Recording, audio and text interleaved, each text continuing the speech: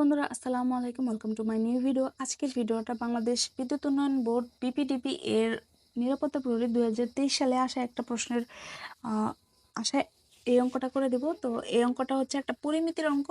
তো পরিমিতি মানেই তোমরা ভয় পেয়ে যাও, আসলে ভয়ের কিছু নেই, শুধু প্রশ্নটা বুঝতে হবে ভালোভাবে।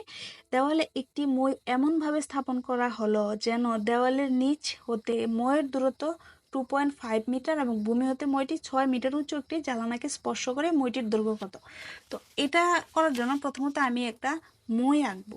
তো মই সবসময় কিভাবে থাকে, এভাবে খাড়াভাবে আঁকি না, দেয়াল কিন্তু খাড়াভাবে থাকে। তো আমাদের একটা প্রথমত আমি কি করি, একটা দেওয়াল আঁকি। তো এইভাবে একটা দেয়াল আঁকলাম। এবং মই আমরা কিভাবে রাখি সবসময়, তোরা এটা ভূমি, এটা কি, এটা হচ্ছে ভূমি, আমি ভূমিটা পরে আঁকবো।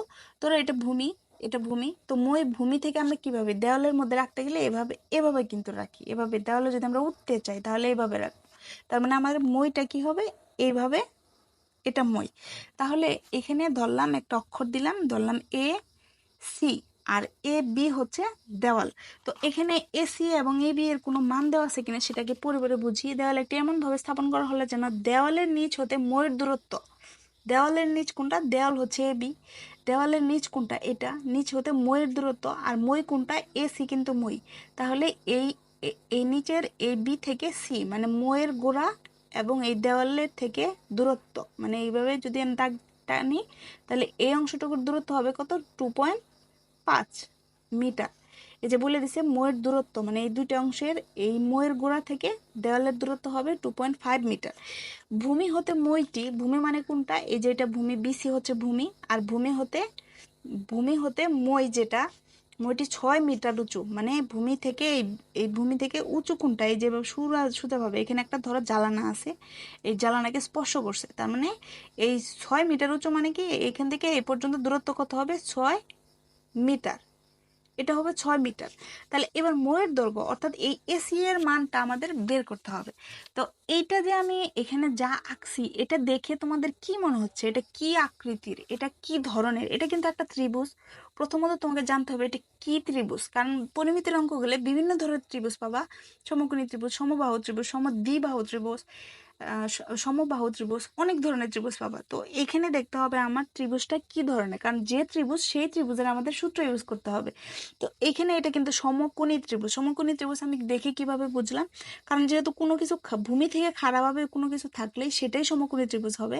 আর সমকোণী ত্রিভুজের যে কোনো একটা কোণ 90 ডিগ্রি হবে। এই যে একটা কোণ 90 ডিগ্রি, এটা কিন্তু দেখেই বোঝা যাচ্ছে এই কোণটা 90 ডিগ্রি হবে। আর আর একটা কোণ 90 ডিগ্রি এবং বাকি দুইটা কোণ থাকবে, সেই দুইটা সূক্ষ্মকোণ হবে। তো এটা 90 ডিগ্রি এবং এটা খাড়াভাবে ছিল ভূমির সাথে, এই জন্য আমি এটা পরে বুঝলাম যে এটা একটা সমকোণী ত্রিভুজ। আর সমকোণী ত্রিভুজ 90 ডিগ্রির অপোজিটে যে বাহুটা থাকে সেটার একটা নাম আছে, সেটা হচ্ছে অতিভুজ। এটার নাম অতিভুজ। মানে 90 ডিগ্রি যে যে কোণটার পরিমাণ 90 ডিগ্রি থাকবে তার বিপরীত পাশে যে বাহুটা থাকবে। অর্থাৎ এই চিত্রটা যদি আমি এইভাবে না আঁকে, আমি যদি এভাবে আঁকতাম, এভাবে যদি আঁকতাম, তাহলে কিন্তু অতিভুজ কোনটা হয়তো, এই যে এটা কিন্তু 90 ডিগ্রি, কারণ এটা খারাপভাবে আছে, এটা 90 ডিগ্রি বিপরীতে হবে অতিভুজ এটা। তো এভাবে এটা হচ্ছে অতিভুজ। তো আমাদের এই সমকোণী ত্রিভুজ নিয়ে আমাদের পিথাগোরাসের একটা সূত্র আছে, সেটা ছিল আমাদের অতিভুজ স্কয়ার সমান সমান ভূমি স্কয়ার যোগ লম্ব স্কয়ার, এরকম একটা সূত্র ছিল। তো সেই সূত্র দিয়ে কিন্তু আমরা ঝটপট অঙ্ক করে ফেলতে পারি। যদি আমরা মুখে মুখে করি তাহলে এই যে এরকম ওই সূত্রটা আমি লিখে নেই, অতিভুজ স্কয়ার সমান সমান ভূমি স্কয়ার যোগ লম্ব স্কয়ার, লম্ব স্কয়ার। তো এখানে কিন্তু মুখে মুখে আমি অঙ্কটা করে ফেলতে পারবো যদি, কারণ ভূমির মান কত, ভূমির মান হচ্ছে 2.5, যে 2.5 এটা স্কয়ার যোগ লম্বর মান কত, 6 মিটার, 6 মিটার, তাহলে 6 আর লম্বের উপরে একটা স্কয়ার আছে স্কয়ার।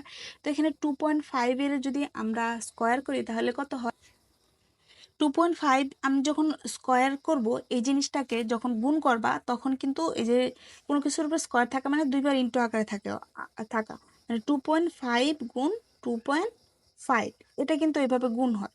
তো এই যে গুণটা আছে, এই গুণটা আমি কিভাবে করব, যখন গুণ করব তখন মনে করব আমাদের দশমিক নাই, অর্থাৎ 25 গুণ 25।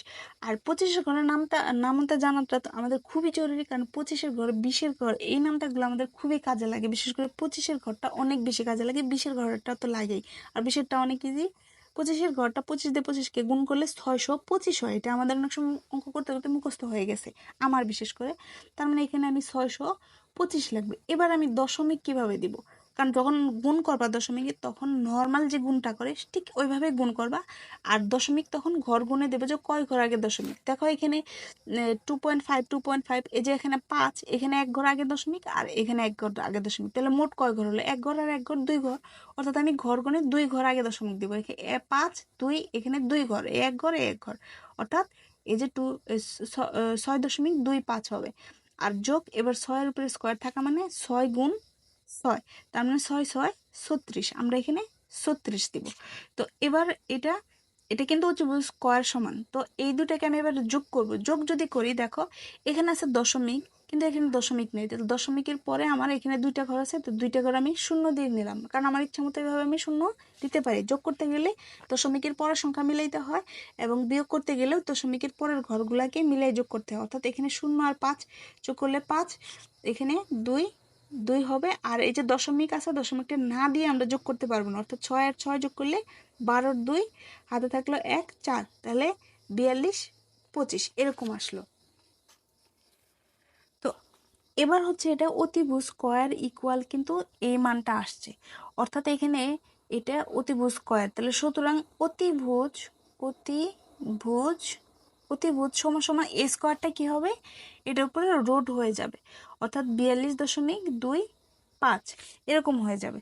তো এবার এইটাকে রোডটাকে আমরা কিভাবে করব, কারণ আমাদের সাথে তো ক্যালকুলেটর থাকার কথা না, আর ক্যালকুলেটর না থাকলে তখন আমাদের এটাকে বর্গমূলটা কিভাবে করি। তো বর্গমূল করার জন্য আমাদের এখানে আমি একটু রাফ করে নিতেছি। এই নিচে দেখো, হ্যাঁ, 42.25, এই যে বর্গমূল যখন করতে হয় সবসময় দশমিকের পরে জোড়ায় জোড়ায় মিল করতে হবে। দশমিকের এদিক থেকে ডান দিক থেকে এদিকে জোড়ায় জোড়ায় মিল করব, আর যদি জোড়ায় জোড়ায় শর্ট পড়ে যায় তখন শূন্য দিয়ে মিল করব।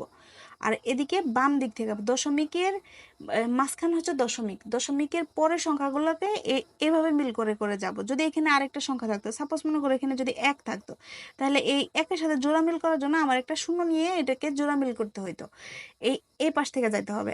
আর এই দশমিকের আগের সংখ্যাগুলোকে তখন কিন্তু আমাদের বাম পাশ থেকে আসতে হয়। এভাবে বাম পাশ থেকে এসে এখানে যদি সিঙ্গেল সংখ্যা থাকে সিঙ্গেল সংখ্যা থাকবে, একা থাকবে, এভাবে রাখতে হয়। তো যাই হোক, এভাবে আমাদেরকে এটাকে সাজাইতে হয়। তো এখানে সাজানোর পর, তো প্রথমত আমাদের এইখানে এইভাবে এটা একটা দাগ দিব, দাগ দিয়ে এখানে এমন একটা সংখ্যা এখানে বসাবো যে যার আমরা আগে নামতা বলতাম যে 5-এর ঘরে, 2-এর ঘরে, 4-এর ঘরে, এখন এখানে বর্গের যে নামতা আছে ওরকম করতে হবে। যেমন এখানে আমি যদি 3 নেই, তাহলে 3-এর উপরে স্কোয়ার করলে 3 তিরিকে যা হবে তাই নিতে হবে। তো 3 তিরিকে 9 হয়, 9 থেকে অনেক বেশি সংখ্যা 42, তো 3 নিলে হবে না, আর একটু বাড়াই দেখি। যদি 5 নেই, 5 5 25, তার মানে 5 যদি নেই এখানে 5 5 25 বসাইতে হবে এখানে। তো স্কোয়ার স্কোয়ার মানে বর্গ সংখ্যা, বর্গ স্কোয়ার করে যে মানটা পাবো সেটা বসাইতে হবে এখানে। অর্থাৎ 6 যদি নেই, 6 6 36।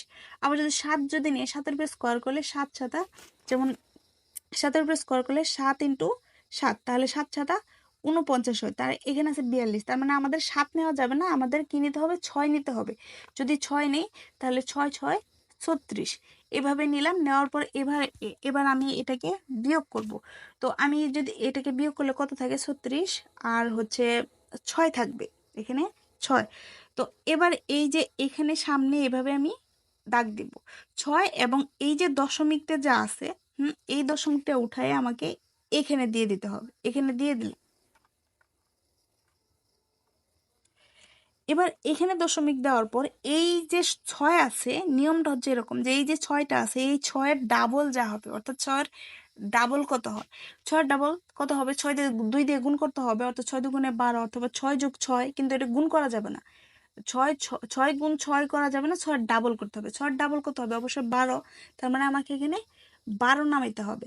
আর এই যে 25টা আছে, ভাগ অঙ্ক করতে গেলে আমরা একটা একটা নামাই, কিন্তু এখানে বর্গমূল করতে গেলে জোড়া হিসেবে নামাইতে হয়, অর্থাৎ 2 5। তো এখানে এমন একটা সংখ্যা বসাবো, এখানে যেটা বসাবো এখানে ঠিক সেম সংখ্যায় বসাবো, যেটাকে গুণ করলে পুরাটাকে গুণ করলে 625-এর কাছাকাছি হয়। মানে বেশি হওয়া যাবে না, কিন্তু কাছাকাছি হয় অথবা মিলে যাবে। তো এখানে যদি আমি, দেখো 12 আছে, তো এখানে যদি আমি 1 দেই, মনে মনে 1 চিন্তা করো, তাহলে এখানে যদি 1 দাও, তাহলে 1 দিয়ে 121 হবে, 121কে গুণ করলে 121 হয়, তার মানে এখানে অনেক বেশি সংখ্যা থাকে, তো 1 নেব না। এবার আমি 2 দিয়ে চিন্তা করতে পারি, 2 দিলে তাহলে 2 2 দিয়ে করলে হয়, তাহলে 2 দিয়ে যদি তুমি 100 ইয়াকে গুণ করো, তাহলে আহ, যেমন এখানে জায়গা শর্ট পড়ে যাচ্ছে, 100, এখানে 2 নিচ্ছি, তাহলে এখানে 2 নিতে হবে, তাহলে 122 নিতে হবে, তাহলে 122কে গুণ করলে তো 625-এর থেকে অনেক কম হয়, তাহলে 4, এখানে 2 দুগুণে 4, 2 একে 2, 244 হয়। তার মানে এখানে এমন তবুও আমাদের অনেক সংখ্যা থেকে যায়, তো আমরা সরাসরি 5 দিয়ে চেষ্টা করতে পারি।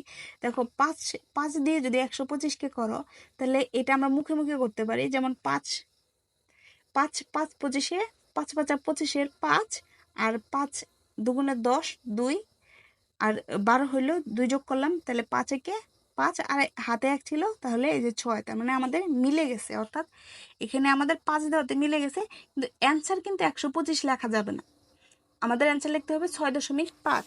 তার মানে এখানে বর্গমূল করলে 6.5, এটা হচ্ছে বর্গমূল করার নিয়ম। তো এটাকে শর্টকাট যদি, শর্টকাট তো কোনো ওয়ে নাই, কিন্তু শর্টকাট আমি তোমাদের বুঝাইতে গেছি দেখে যেন এত সময় লাগছে, কিন্তু নর্মালি তোমাদের কিন্তু মুখে মুখে করা শিখতে হবে, এভাবে আস্তে আস্তে ধীরে ধীরে, অথবা একটা পেন্সিল দিয়ে আহ, করা শিখতে হবে, তাছাড়া কোনো তো এই অঙ্ক করার জন্য কোনো অপশন আমার কাছে, আমার জানা নাই, তবে আমি চেষ্টা করবো খুঁজে বের করার জন্য।